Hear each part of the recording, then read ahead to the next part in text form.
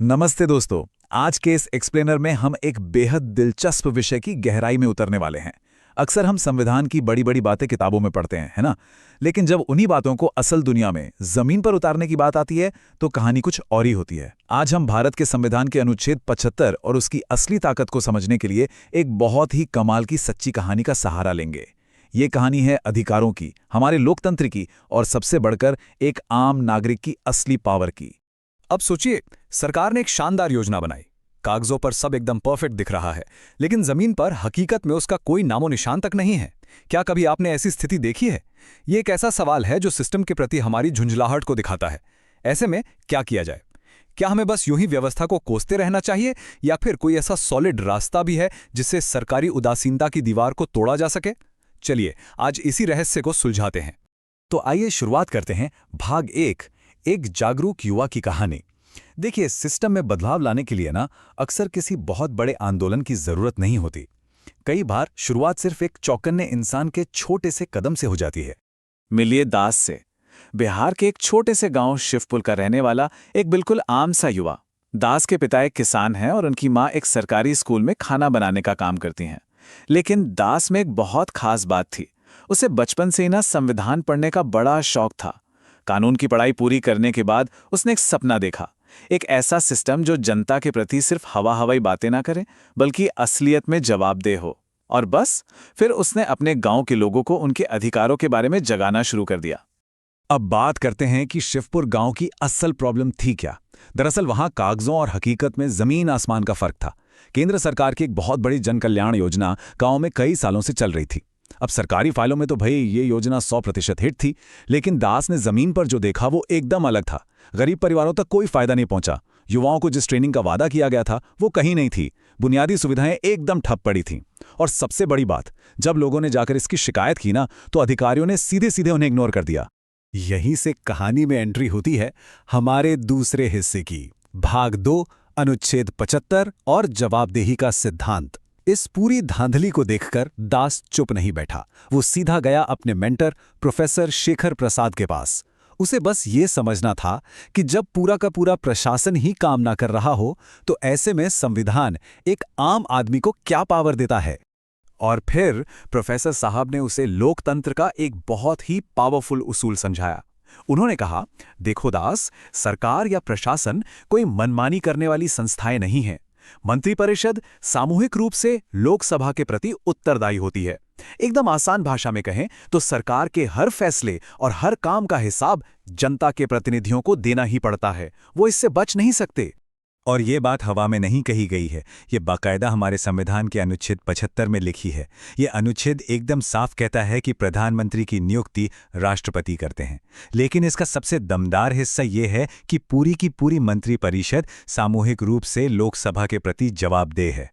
इसका सीधा सा मतलब यह है कि सत्ता कभी भी बिना जिम्मेदारी के नहीं आती। अगर नीतियां जमीन पर नहीं उतर रही हैं तो एक नागरिक के तौर पर हमारे पास ये पूरा हक है कि हम कानून के दायरे में रहकर इस जवाबदेही की मांग करें।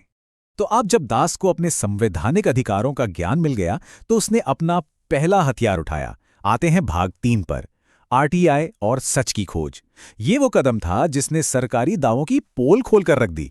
दास ने आरटीआई यानी सूचना के अधिकार के तहत जो डॉक्यूमेंट्स निकाले, उनके रिजल्ट सच में चौंकाने वाले थे। सरकारी रिपोर्ट और असलियत में कोई मैच ही नहीं था।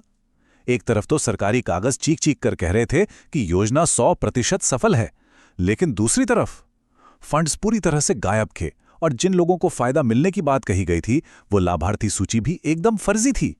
पब्लिक के पैसे का भारी गबन हुआ था और दास के सामने अब सारा सच शीशे की तरह साफ था। अब सच तो सामने आ गया था, लेकिन इसके बाद क्या? भाग 4, न्यायालय में न्याय की गुहार।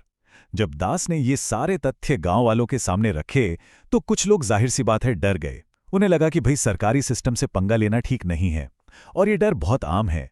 लेकिन दास को पता था कि लोकतंत्र में शांतिपूर्ण तरीके से सवाल पूछना कोई जुर्म नहीं है, बल्कि ये हमारा मौलिक अधिकार है। इसी सोच के साथ उसने कोर्ट जाने का फैसला किया। और देखिए, दास ने कोई हंगामा या तोड़फोड़ नहीं की। उसने एकदम व्यवस्थित और लीगल तरीका अपनाया। सबसे पहले उसने सारे आरटीआई पेपर्स इकट्ठा किए। फिर उन पेपर्स को लेकर वो कानूनी जानकारों के पास गया और सलाह ली।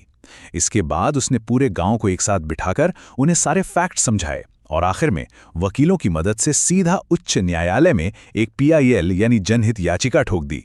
और जब हाईकोर्ट ने उन पक्के सबूतों और डॉक्यूमेंट्स को देखा तो उन्होंने 1 मिनट की भी देरी नहीं की। कोर्ट के ऑर्डर्स एकदम कड़े थे। उन्होंने साफ कहा कि जो भी पेंडिंग सहायता है वो तुरंत सही लोगों तक पहुंचाई जाए। सारे के सारे ऑफिशियल रिकॉर्ड्स को पब्लिक और ट्रांसपेरेंट किया जाए। शिकायत निवारण प्रणाली को टाइट किया जाए। और तो और जिन अधिकारियों ने ये घोटाला किया है उनके खिलाफ तुरंत सख्त लीगल एक्शन लिया जाए। ये महज एक केस की नहीं बल्कि सबूतों और संवैधानिक अधिकारों की एक बहुत बड़ी जीत थी। तो फाइनली हम आ गए हैं इस पूरी कहानी के नतीजे पर। भाग 5, लोकतंत्र और संविधान की जीत। कोर्ट के इस कड़े फैसले के बाद जो कुछ भी हुआ वो इस बात का पक्का सबूत है कि अगर आप अपने अधिकारों का सही और शांतिपूर्ण तरीके से इस्तेमाल करते हैं तो बदलाव 100% आता है। कुछ ही महीनों के अंदर शिवपुर गांव की पूरी तस्वीर बदलने लगी। जो मदद सालों से रुकी हुई थी वो आखिरकार हकदार लोगों तक पहुंचने लगी। और सबसे बड़ा बदलाव पता है क्या आया? लोगों का जो भरोसा सिस्टम से पूरी तरह टूट चुका था ना, वो फिर से कायम हो गया। दास का सफर यहीं खत्म नहीं हुआ। उसने आगे चल के एक संविधान जागरूकता केंद्र खोला ताकि वो अपने गांव के युवाओं को सिखा सके कि अपने हक की लड़ाई किसी हिंसा से नहीं बल्कि संविधान और कानून पर भरोसे से जीती जाती है। इस पूरी प्रक्रिया का अल्टीमेट गोल क्या था ये समझना बहुत जरूरी है। जब एक पत्रकार ने दास से पूछा कि क्या आपने सरकार को हरा दिया, तो दास ने जो जवाब दिया वो बहुत ही कमाल का था। उसने कहा कि लोकतंत्र में ना सरकार और जनता आपस में कोई दुश्मन या प्रतिद्वंदी नहीं होते। जब शासन जवाबदेह बनता है तो उसमें किसी की हार नहीं होती बल्कि जीत सीधे सीधे हमारे संविधान, हमारे लोकतंत्र और हम सब की होती है।